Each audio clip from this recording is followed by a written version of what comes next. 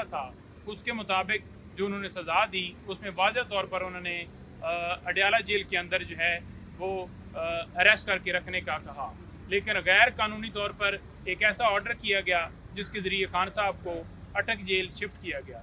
आज पोजीशन ये है कि उस केस के अंदर तो खान साहब की बेल हो गई है, लेकिन उसके बावजूद वहाँ पर रखा जा रहा है और किस ऑर्डर के तहत? कोई ऑर्डर नहीं है, कोई नया ऑर्डर नहीं है। गैर कानूनी गिरफ्तारी इस वक्त जो है वो वहाँ पर उनकी जो है वो अरेस्ट है। किसी तरह से कानूनी तौर पर उनका जो है वो वहाँ पर रखना एक मिनट भी कोई जवाब नहीं। और आज हमने ये देखा कि जो सरकार है वो वाज़ह तौर पर बड़ी बेबस नज़र आई। उनके पास कोई ऐसा नया नोटिफिकेशन नहीं था जिसके मुताबिक वो कह सकें कि हमने इस नोटिफिकेशन के तहत उन्हें अटक जेल में रखा है।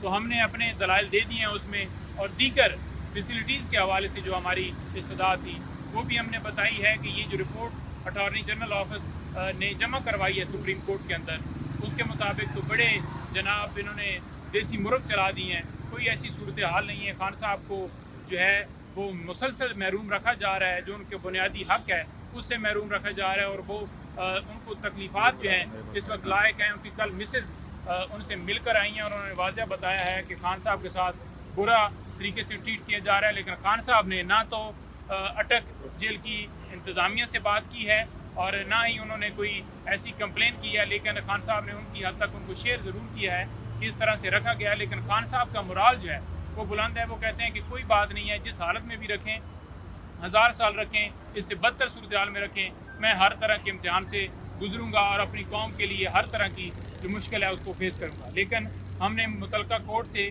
अभी इस्तदा की है, हाई कोर्ट से, कि ये हमारी गुजारिश जो है कबूल की जाए और खान साहब को कानून के मुताबिक जो उनका हक है वो दिया जाए। और हमने ये इस्तदा की कि डॉक्टर की एक्सेस हो या लॉयर की एक्सेस हो, उनको एक्सेस नहीं दी जा रही। और एक ऐसी जेल जो कि वाज़ह तौर पर सरकार की रिपोर्ट के अंदर भी ये है कि 100 साल पुरानी ये जेल है, जिसके अंदर जो है वो नामालूम अफराद जो हैं वो उनकी तादाद जो है बहुत ज़्यादा है। और ऐसा वहाँ पर अमल है कि हमें खान साहब की जान को वहाँ पर ख़तरा है। और ये बात वाज़ह तौर पर खान साहब ने खुद की, और ये बात उन्होंने लतीफ़ खोसर साहब से की, जो कि उन्होंने प्रेस कॉन्फ्रेंस के अंदर भी जिक्र किया कि खान साहब की जान को ख़तरा है।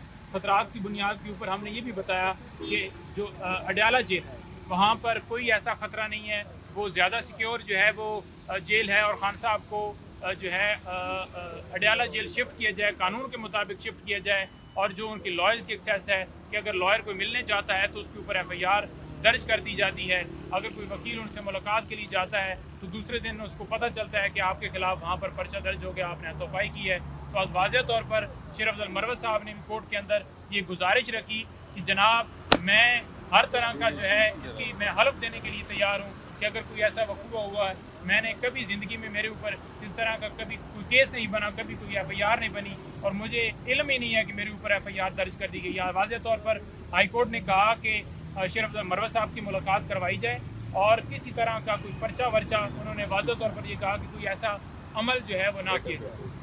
और दूसरे नंबर पर जो बेल खान साहब की साइबर केस के अंदर नीचे समाअत नहीं हो रही थी, वो जज साहब समाअत नहीं कर रहे थे। आज वाज़ह तौर पर इस्लामाबाद हाई कोर्ट ने जो है वो हुक्म दिया है कि किसी तरह से कोई पाबंदी नहीं है उनके ऊपर कि ये एक कॉन्स्टिट्यूशनल पिटीशन, ये एक अलग मामला है जो यहाँ पर पेंडिंग है, और वो जो दरखास्तें 2 हैं वो भी अलग हैं। लिहाजा मेन जो बेल है उसके ऊपर कोई ममानियत नहीं है। तो वो ट्रायल कोर्ट जो है, जो स्पेशल जज जो हैं तैनात किए गए हैं, वो उनके ऊपर कोई किसी तरह से बार नहीं है। वो इस केस की समाअत जो है वो कर सकते हैं और बेल जो है सुन सकते हैं। जी, कल जमानत हो जाएगी साइबर केस में? देखें जी, हमारी तो ये के अंदर इस्तदा थी कि जो है जज साहब को अगर छुट्टी पर जाना था तो ड्यूटी जज लाजमी होने चाहिए थे, लेकिन एक ऐसा नोटिफिकेशन शाया किया गया जिसके अंदर कोई जिक्र ही नहीं है कि ड्यूटी जज कौन होंगे।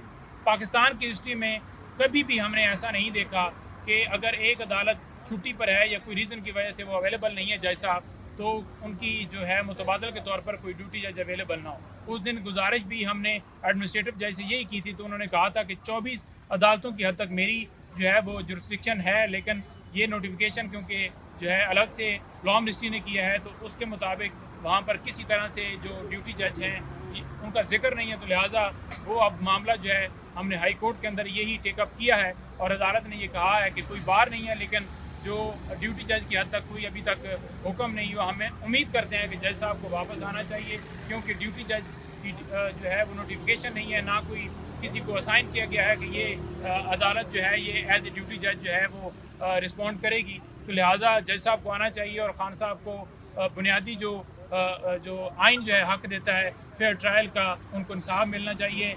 जस्टिस जो है डिलेड जस्टिस डिनाइड ये वाला फार्मूला नहीं होना चाहिए और उनको इंसाफ फ़ौरन फराहम किया जाना चाहिए। जी।